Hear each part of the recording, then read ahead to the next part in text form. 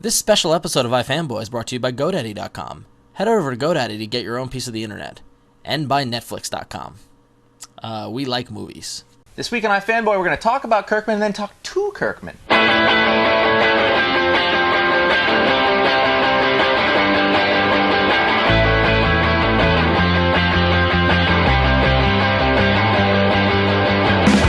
Hey, and welcome to iFanboy, the video podcast from the comic book discussion site iFanboy.com. I'm Ron, and I'm here with Connor. And I'm Josh. This week we thought we'd talk about Robert Kirkman. Yeah. Because we talk about Robert Kirkman a lot, so we thought, let's do it more. And let's delve in when we do it. Yeah, we're gonna get in depth. We're gonna dig deep. You know, out of all the people who've come out and as new writers in the past... Come out? I'm sorry. I know that's not what you meant, but it was funny. Yeah. Sorry. Yeah. So all the new people who have appeared on the scene, you know... A lot of writers are come and go, but I think Kirkman's made more of an impact than anybody since, say, the last crop of people, which is like the Brian Vaughan, Bendis sort of... Yeah, he's definitely been in the last year or two kind of a prominent, kind of newcomer to Even the in the last 4 years. Yeah. 4 years. Even of the last 4 years, that new group of writers. Hasn't really been around all that long, is what I thought was interesting. And this is a guy who came up from the indie field. He started off making his own comics. Basically thought of an idea he really liked and published it.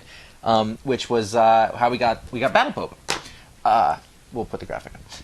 Anyway, you're looking at me. It throws me off. Sorry. We're not professional. Anyway, in 2000 or so, Kirkman got the idea for Battle Pope, and that's pretty much all. In fact, he had the idea before he had the name, and then once he thought of the name, like it was instant. He's like, I must do this. So I feel like the name is the idea. When he's he had the idea, then he came up with the name, then he had the idea. Well. Maybe. He self-published that. He found artist Tony Moore, and he started Funkotron, which was his publishing company. And then he did those independently for a while. And then he did a couple of books for Image, Tech Jacket and Super Patriot. And you were saying Super Patriot's a... Super Patriot is is a character from the Savage Dragon universe, and I mean, you know how he got into Image. Right, I mean, like that's his whole entry point into Image was that he just bugged the shit out of Eric Larson for just nagging, and telling other people that he should be writing until they finally said, "Fine, just write this." That's awesome. Yeah, so it's a good way to get your foot in the door. You know? So, like, he had a couple of series, and Tech Jacket I think lasted 6 issues, and Super Patriot didn't go over really big. And then in 2003, Invincible, and that became like his sort of first breakout hit. And then shortly after that, he had Walking Dead. Another sort of indie book, and then of course in the next year in 2004, that's when you start working for Marvel. Right. And for Marvel, he started with a bunch of little sort of things here and there. It was he did some Captain America work and Marvel Knights 2099. So they were like, oh, we want you to take this and run with it. And then he actually did the ill-fated Marvel Team Up series. For 25 issues, which he did have a good run. I mean, for Marvel Team Up. Yeah. That's impressive. I think how Bendis went about the same in the teens. No, it didn't make it to 25 at all. Yeah. So and then last year, Marvel Zombies was like the other big Marvel breakout hit. And then he took over Ultimate X-Men, which is sort of a more flagship book, and he's doing a pretty good job with that. And then this first series that he started there, Irredeemable Ant-Man, with like a new character in the Marvel universe. Right, it came out late last year, right? He's done a lot more work than I thought he did. Like when we were preparing for the show, I didn't realize like the whole long Marvel list. I didn't know he wrote all that Marvel stuff. Well, he did sort of their working man stuff for a while. They were like, here, take this and run with it. Well, I mean, everybody did. I mean, like like Brian K. Vaughan wrote Cable back in the late 90s. Yeah. I mean, it's kind of Cable's like the book that they give people. Yeah. Or Joe Casey did when he first came out. Yeah. Actually, Joe Casey's run on Cable because that had Jose Landron as the art. It was really good. Sorry, I mean, it was like for like 4 issues. It was like, oh my god. So as you're going through, I see it's funny because I tend to think it wasn't as much. I feel like there's more out there. So I'm kind of like interesting. You thought he had more work? I thought he'd done more things that stood out to me. Yeah. And I think that what's really interesting about Kirkman is that as you look at it, different than a lot of people, his creator-owned stuff, the stuff that he did, is in many ways bigger than the stuff he's done for Marvel for the majors so far. I don't know about that. I don't know about in sales wise, but when I don't even know. I mean, I think Invincible and Walking Dead are big hits, but I mean, Marvel Zombies to me is like a corner of Marvel publishing now. I mean, like I mean, they saw what a success that was and have capitalized on it. But that's spun out of Walking Dead. You know what I mean? Well, Like, it's almost, no, it's spun out of Ultimate Fantastic Four. No, not literally. I mean, the success, the reason it exists is because Walking Dead was. I don't know about that. There's no way. I think there's no way. I almost can guarantee you the majority of people who read Marvel Zombies don't know Walking Dead exists. No, what I'm saying is the reason it got published, the reason Marvel did it was because of Walking Dead. There's no other reason why. Do you have proof of that? I don't, but I'm using my logic brain. I mean, Well, yeah, but logic brain. There's no way that book exists without the success of Walking Dead. no, I mean, I think what happened was that the Ultimate Fantastic Four, they had the zombie universe that Miller came up with, and they said let's do a miniseries of this, and they said, oh, let's get that Kirkman guy because he's probably doing Walking Dead. I could see that conceivably happening. I think he probably just called Joe Quesada over and over again and said, let me work. Well, you know what's interesting, and I think we're going to get to this later. Marvel Zombies to me is completely unrelated to Walking Dead. In tone or style or it's anything. Just zombies, that's it. And I thought it's a humor book. Anyway, we're gonna go to that. I just wanted to go through some of the books in case you weren't familiar with them. The stuff that we've read. The first time that I ever heard of Robert Kirkman was actually with Battle Pope. It was one of the only times that I've read a preview.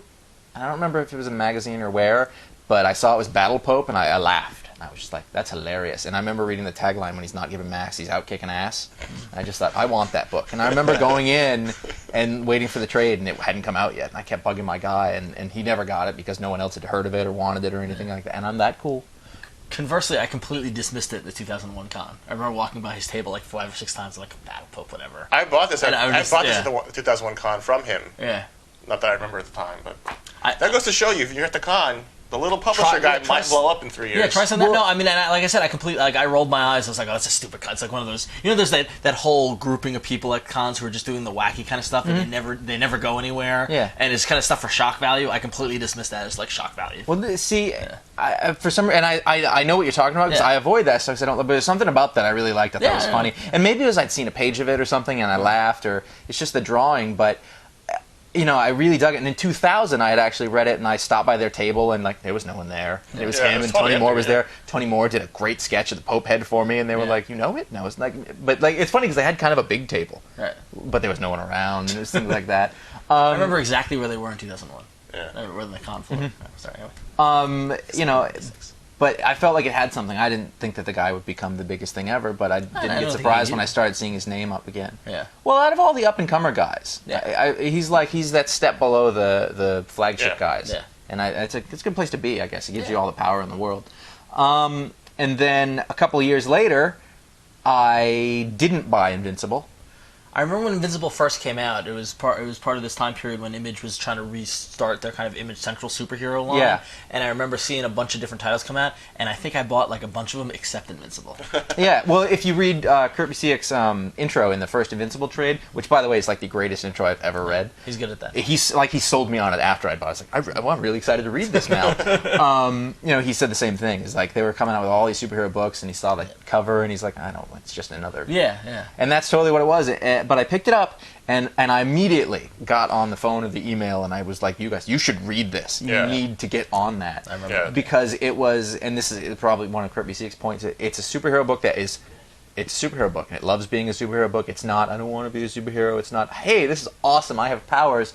And that first one is that classic thrill of discovery. I've got the thing going on. His first, when he discovers that he's working at a fast food place, and he goes to toss the trash into the thing, but grossly miscalculates it and it goes into space. And it's just like so much fun, and that whole first chunk of it is just a good bit. And then all of a sudden, in the second book, it all of a sudden gets heavy and gets big, and it's still fun and everything, but like he took storytelling to a different place with that, and I was really impressed with how that went. And as to this day, like when those books come out, they're probably the most impossible to put down. I always read the trade in one sitting. shot. Yeah, it's a one-sitting trade. And it's too bad because I wait 6-8 months for it. We all read this in trades. No, we're not in issues, unfortunately. 6 months, then you read it in one shot and you're done. Yeah. And because I love that moment, that 40 minutes or whatever it takes to get through the book, like I've caught up to the issues. I can do it, but I don't want to mess with that.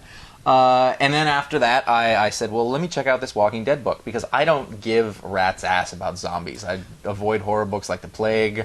I do too. I mean, I don't really get the whole zombie phenomena of the past couple of years, which I don't know how much of a phenomenon it actually is, or just a lot of like talk. lip service that we give it. But yeah. So.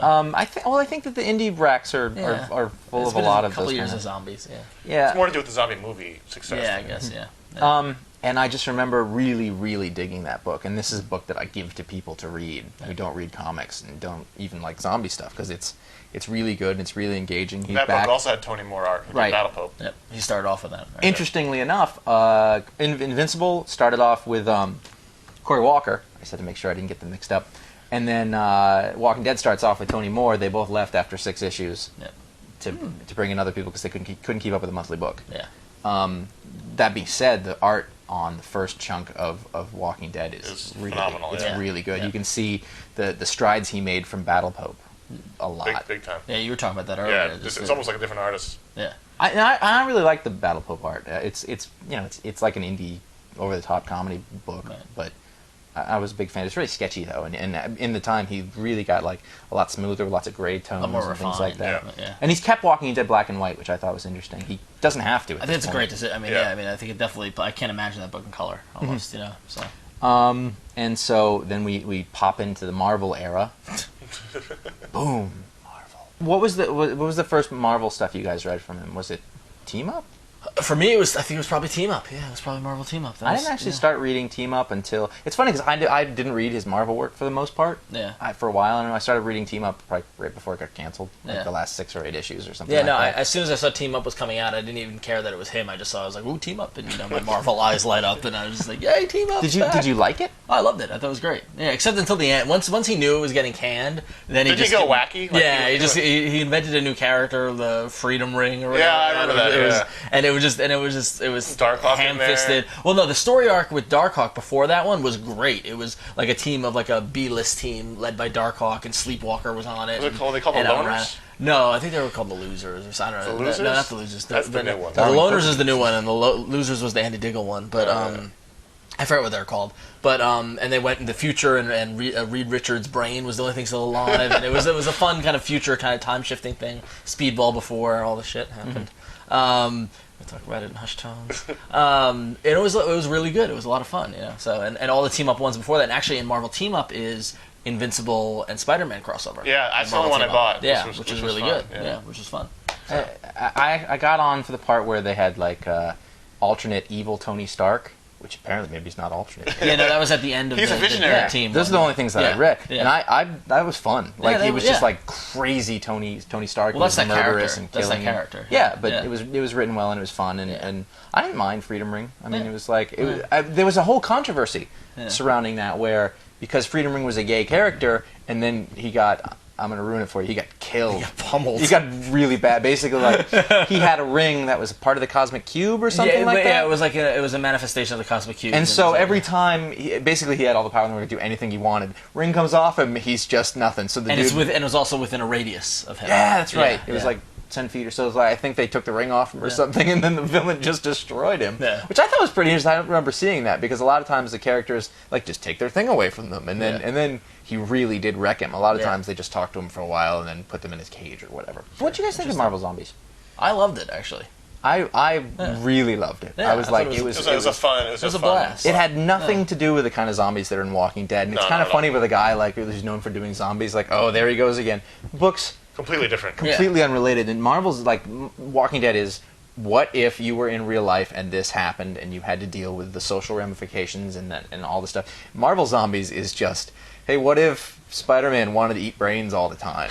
and like it's almost like it was like a softball thrown at him. Yeah. Like they just threw it up and he knocked it out of the. I mean, like But he seriously, really like, nailed I mean, Mark Miller's portrayal of the zombies in the Ultimate Fantastic Four was way more dark and like menacing and like They were scary like, zombies. Yeah, and then they took that same universe and Kirkman gave it that Kirkman spin, and it was just It's very funny. They just, It's a lot of fun, and I was I was surprised they let him do so much with these characters because like I have a feeling like they couldn't never get away with this at DC. He took some sacred cows and just stomped them. And there was just like there was little bits of the personality of the character. He didn't make them like zombies. He made them sort of sentient, at least after they'd eaten. And so you they get dumber as hungry they got. Right, they got which I thought was funny, but like, and they felt bad about it. Like they were like, "This is all we can't. This is." Yeah, exactly. But I just remember like reading it and just going, "That is awesome that they let him do it and they let him get away with it," because it was horrible. Captain America right in the beginning gets his head domed off and stuff everywhere. We actually got a chance to catch up with Robert at a signing he did on the night that Wolf-Man came out. Yeah. He did the five cities. Free Comic Book Day Eve. Free comic book day. He did 5 cities in 24 hours, so he was in and out, and flying around and doing stuff. So You are on the precipice of an all-night event. I'm going to be moaning and not speaking coherently at all by tomorrow. So this is going to be a big disaster. I'm saying that on record right now. So can you call us back at the end of it, and so we can see the difference? I don't think I'll be able to call anybody back at the end of it. The cool thing is, if I were to call you back by LA on Sunday or whatever, my voice would be so deep. So I'll be all hoarse by tomorrow. So it'll be a lot of fun. Do you think this interview would be more fun, say, at the end of the whole thing? No. It's at the end it would be even worse. So if you can imagine that. So this is mostly to promote the Astounding Wolf-Man. I mean, it's to promote all my books, but the Astounding Wolf-Man in particular is the new one. So what's the take that you're taking on Wolf-Man? Because the werewolf's been done. So where are you going with it? This is like an honest to god werewolf superhero kind of thing. So I mean, it's a werewolf wearing a costume, fighting bad guys, doing the crime fighting. I don't know. It sounds silly, but it's actually quite awesome. Talking about Invincible, there's been all sorts of superhero books that weren't Marvel or DC that sort of have come and gone, but like Invincible's been one of the sort of independent superheroes that is stuck. Is there like a take you went with it that was different, or do you think there's a reason that it's really good? But no, I don't know. I mean, we put it out a lot. I mean, people can say what they say about the schedule, but we've only been around for a few years and we're already in the 40s. So I think a lot of other independent superhero books kind of meander along and they don't really put out issues at a regular pace like the Marvel and DC books do. And then the other thing is Invincible, there's all kinds of stuff in Invincible that you really couldn't get away with in a Marvel or DC book. Just, there's obviously the graphic violence stuff, but just as far as like character development and just wrecking things and things like that, I mean, I like to think we offer something a little bit different in Invincible than you can get from, every other superhero book. I think it was Busiek's introduction, the first one, where he said something about it. Like, it's a superhero. I never read it. It's an excellent introduction. He's very kind to you. It's like a superhero book where the superhero's not. It has no shame about it. Like, where a lot of books now would be like, I'm a superhero, but I've got deep. He loves it. He's into it and everything. And it's a fun book. I mean, is that something you put into it? I'm just a lighthearted guy, I think. I don't know. I mean, you wouldn't know it reading Walking Dead, but I don't know. I'm kind of happy-go-lucky. I'm looking forward to this stupid tour. I mean, geez. But, I don't know. I have no idea how to answer that question. All right, that's fine. Well, speaking of Walking Dead, one of the things that we were thinking about is that you do have books that are incredibly lighthearted and fun, and then all of a sudden it goes, like, you've got Walking Dead, which is completely dark. Like, is that something like you have to get yourself in a different space to write those kind of books, or you have to go to a dark place? I suffer from violent mood swings. You should talk to my wife. No, I don't know. I mean, it's just flexing different muscles, I guess. Is it one of those things where like 1 week you can write a bunch of Invincible, and then another week you're in more of a mood to do Walking Dead, or? I don't know. I mean, there's been days where I've written both on the same day, so it's not like I have to separate them quite that much. It's just different books, different characters, different situations. I don't know. It's hard to explain, I guess. That's fine. If your process works for you. I have a different hat I wear. I have my Walking Dead hat that I put on, and then my Invincible hat, which is blue. That would make a lot of sense. That helps. Let me ask. There's a lot of guys who like come up in indie comics and then end up in Marvel, or guys who work in Marvel and then end up doing their anything. But you seem to be doing both at the same time. I mean, I'm working with an editor on the Marvel books, and so sometimes I feel like I'm not doing it alone as much. The Image books are like comics without a net, like, whoa, here we go, let's see if this works. And then the Marvel stuff, it's like I have like a support staff, and it seems a lot more structured. I don't have to do research when I write Invincible, because like if I do something wrong, I meant to do that. That's part of the plot. I don't know. So to a certain extent, like if I'm writing something like Marvel Team Up, when I was doing that book, I would have to sit down with essentials and handbooks and look up stuff and make sure I get everything right. And then with Walking Dead, I just sit down and think, well, how can I fuck with these people today? That's kind of refreshing, just to be able to sit down and write your own books where you don't have to make sure that Luke Cage is talking the way Luke Cage is supposed to. even if I've done comics where Luke Cage doesn't quite talk the way he's supposed to. I mean, as far as like the writing and stuff goes, I don't really approach it any differently. I mean, an X-Men script takes as long as a Walking Dead script, and as far as I can tell, I don't really notice a difference while I'm working on it. So I don't really know, but I approach every book like any other book, and just try and make it as good as I can. And We were talking about some of your books. We noticed as a theme where like a lot of your characters seem to have father issues. Have you noticed that, or are you doing that, or does it just keep coming out? Father, who's got father All right. issues other than Invincible? You got in Invincible, and then in Walking Dead. Who's got father issues in Walking Dead?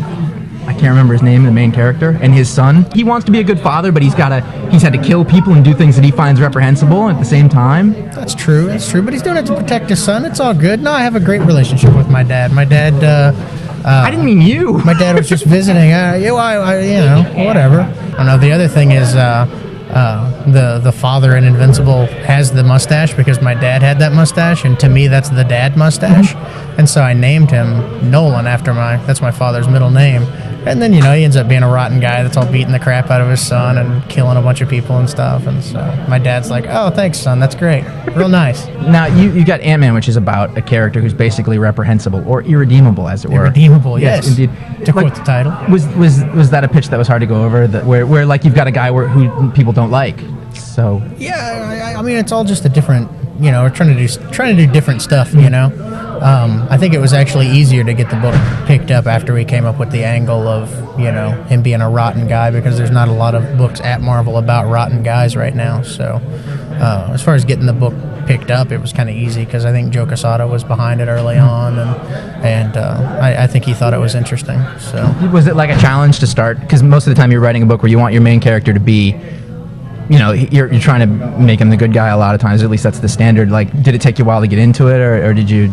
Yeah, I think I kind of hit a stride later on in the series, like with like 5 or 6. I think 7 and 8, and all the stuff after that, I think is a lot better than the first stuff. But I think early on there was a big concern that he was irredeemable but not completely unlikable, and so that was a concern for a while. But after a while, I just said, screw it, we'll make this guy as rotten as possible. And is that where you decided? Because in the beginning, he kind of seemed like he could have been kind of good, but he made some bad choices. But like now, do you just try to make him as horrible as possible? I'm kind of the mind that as long as a character is entertaining, you don't really necessarily have to like him a lot.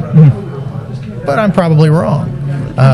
So yeah, I mean, I'm trying to make it as entertaining a book as possible, and a superhero that's going to be stealing stuff while he's saving somebody, or taking a peek at the ladies when using his powers for ill gains. I think that's funny. So I mean, it entertains me, and so I figure if it entertains me, it might entertain someone else. They're unboxing a werewolf over there right now. That's I wasn't expecting that.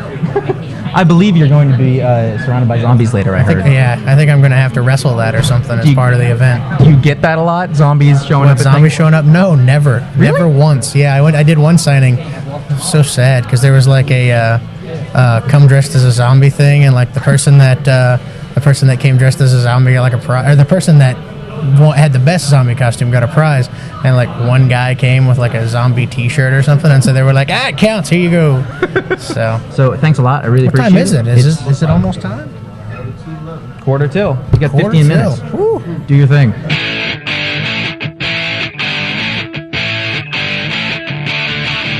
That's about it for us this week. We got to thank our sponsors. Yes, this episode is brought to you by Netflix.com, which is your source for renting DVDs online. It's the best site to go to. Go to www.netflix.com/iFanboy, and there you can sign up for a free 2-week trial. They got rate plans starting from $4.99 and up. You can rent a DVD, keep it for as long as you want. There are no late fees. We use it. We love it. So www.netflix.com/iFanboy. Thank you very much. We're also sponsored by GoDaddy.com, which is your best place on the net for domain names and anything to do with the internet hosting, making and all that sites. stuff. So if you go to GoDaddy.com and put in the coupon code iFanboy, you get 10% off all of your purchases. So head on over to GoDaddy for your own piece of the internet. Yes. You are a good pitch man.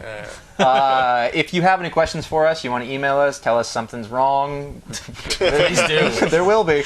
You can send that There's email always to something. contact@ifanboy.com. Or if you'd like to call us, you can call 1-888-FANBOYS. That's 1-888-326-2697. Leave us a voicemail. We'll play it on the video show or on our audio podcast. And to discuss this episode or any other episode or anything going on with comics, you can go to www.ifanboy.com and tell us what you think. There'll be a discussion for this show and everything we talk about normally.